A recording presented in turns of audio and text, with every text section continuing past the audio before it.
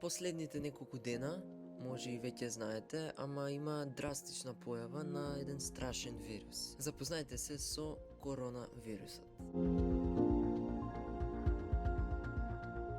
Коронавирусот започна во Вухан и причината за појава е поради така наречениот 2019 NCOV, што значи 2019 новел коронавирус. А тоа значи дека е многу нов вирус, толку нов уствари што не има посебно име.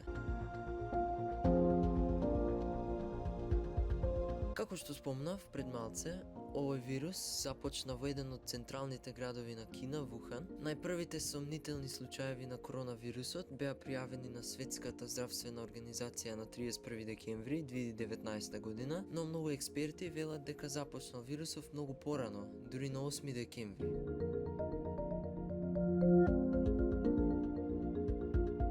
Овој вирус припаѓа во семејството на коронавируси и симптомите предизвикани од овој вирус се релативно световни. Треска, замор, сува кашлица, отежнато дишење, респираторен дистрес, а во посериозни случаеви пневмонија, откажување на бубрезите и смрт. Поради многу световни симптоми, може многу лесно погрешно да се диагностицира со други заболувања, слични на грипот, но овој коронавирус, ако се остави така, продолжува да ти ги уништува белите дробови и така се развиваат проблеми со дишењето.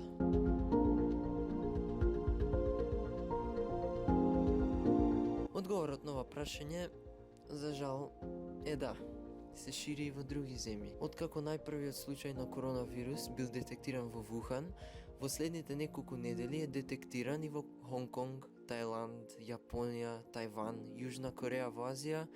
Има повеќе случаеви пријавени во Соединетите Американски држави, поточно во Калифорнија, Чикаго и Вашингтон, со уште многу сомнителни случаеви во Колорадо, Сијатл и Њу Џерзи. Има и еден случај пријавен во Канада, 3 случаеви во Франција и дури еден случај во Австралија. Но ова не мора да не плаши многу, пошто скоро сите потврдени случаеви надвор од Кина се всушност луѓе што патувале преку авион од Вухан во набројаните држави. Сега, според сите информации што ги имаме до 26 јануари 2020 година, вкупно има 2019 потврдени случаеви, од кои 1830 се во Кина и бројот на смртни случаеви е 56.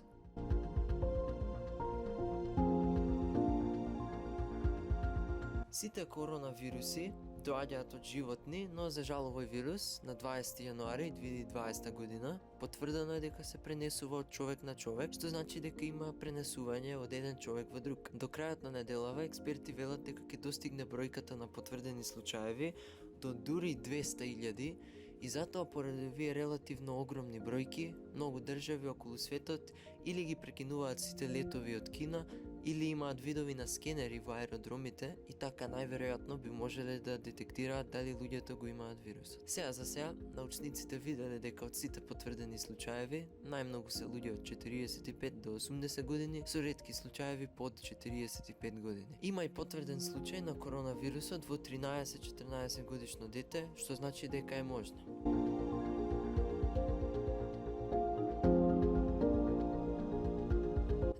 Смртоносен е. Многу од случаевите што се потврдени ги имаат почетните симптоми како сувата кашлица и слично, но од сите 56 што умреле од коронавирусот имаат тенденција да бидат изнемоштени, без енергија и најмногу веќе имале некаков проблем со белите дробови и срцето или имале некое друго заболување, како на пример ракот, што значи дека имунитетот им бил намален драстично и така ја изгубиле способноста имунитетот да се бори против коронавирусот.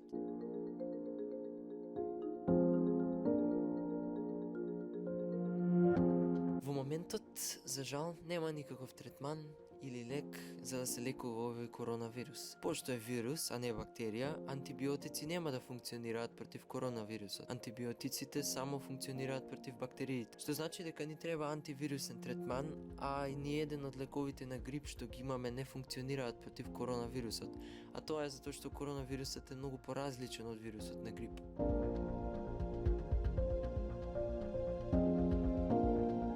Овој вирус е целосно нов и е релативно страшно затоа што не знаеме какво е неговото понашање, ама спореден со други вируси порано, како на пример ебола вирусот што се појавуваше почесто, има 50% стапка на смртност, и ако погледнеме кај SARS вирусот во 2002 година, што е исто така вид на коронавирус кој предизвика глобална паника, но стапката на смртност изнесуваше само 5%, а со најновиот новел коронавирус изнесува 2% сега за сега, што е многу помалку од другите.